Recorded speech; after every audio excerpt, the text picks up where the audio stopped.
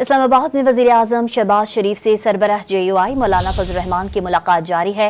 मौलाना फजल Rahman मदारिस registration bill पर उलमा के साथ होने वाली मुशावरत से वज़ीर आज़म को आगाह करेंगे।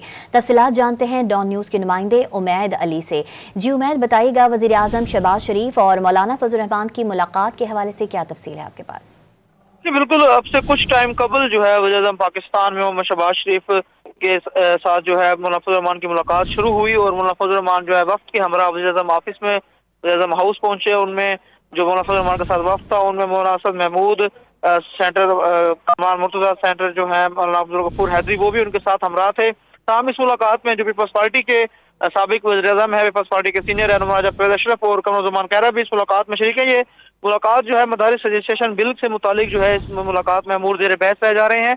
तमाम जिस वक्त हाउस में मुलाकात जो है शुरू है, मौलाना फजल रहमान जो दीगर उलमा कराम है उनसे उनकी जो मुशावरत हुई थी मौलाना फजल रहमान मदारिस रजिस्ट्रेशन बिल पर उलमा की मुशावरत से आगाह करेंगे। अपडेट करे थे उमैद अली, बहुत शुक्रिया आपका।